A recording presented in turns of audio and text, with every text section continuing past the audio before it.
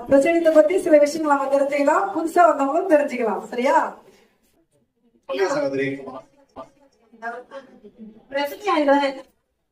பிரசியம் என்றால் கிளை, கிளை என்று சொல்லுவார்கள். ஒரு மரத்துல பாத்தீங்கன்னா மரம், வேர், ஆணி வேர் அப்படின்னு சொல்லுவாங்க. அதுல ஒரு கிளை இருக்குது இல்லையா? அதே போலதான் ஒரு பிரசியம்.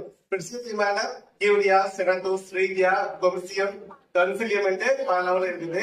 அதுல கடைசியா இருக்குதான் பிரசியம், ஒரு கிளை போல.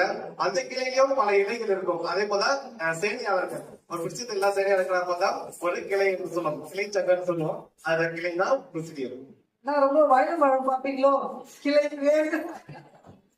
சரி, நான் இன்னொரு கேள்வி கேட்கிறேன். மதியம் சாணி எப்போ எங்க யாருன்னு தோன்றப்பட்டது? மதேசரை 1921 செப்டம்பர் 7ஆம் தேதி அயர்லாந்து டப்ளின் நகர்ல மீரா இல்லத்துல தொடங்கப்பட்டது.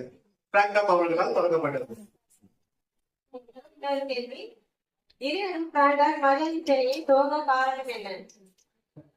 பிராங்க்டம் அவர்கள் தன்னுடைய சிறு வயது நட்போட மீதும் ஜெபமாலை மீதும் அதிக பக்தி உள்ளவர்.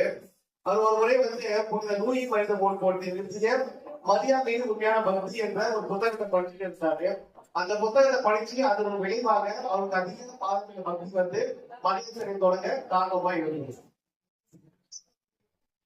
மரியம் சரி நம்ம நாட்டுல முதல்ல எப்போ எங்க தொடங்கப்பட்டது?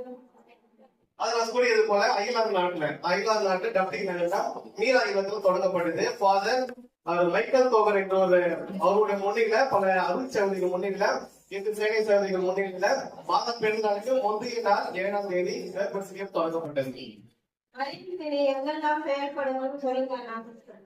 மறையல் சேவை இப்ப 170 நாட்டுல செயல்படுது. 170 நாடுகள்ல ஏறக்கூடிய ஒரு கோடி சேவையாளர்கள் செயல்பட்டுக்கிறாங்க. இது உலக அளவுல ஒரு மிகப்பெரிய ஒரு பக்த சபையாக செயல்படுது.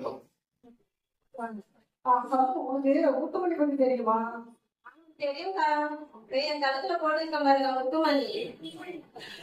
முத்துமணி நான் கூட போட்டு அழகா இருப்பேன்.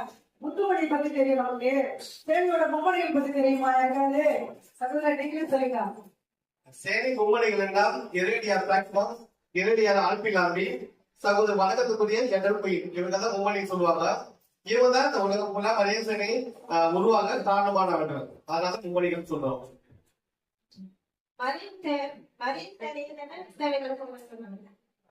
மறைய சேனையில சிறப்பான பணிகள் எது பாத்தீங்கன்னா இல்லம் சந்திப்பு, குடும்ப சந்திப்பு ரொம்ப ஒரு முக்கியமான பணிகள் இருக்கு. அந்த குடும்ப சந்திப்புல பாத்தீங்கன்னா நோயாளிகள் சந்திப்பு, குடும்ப சமாதானத்துக்காக நம்ம திட்டிக்கிறோம். குடும்பத்துல பல விசில்களை பிரிந்திருக்கிற குடும்பத்துக்காக சந்திச்சு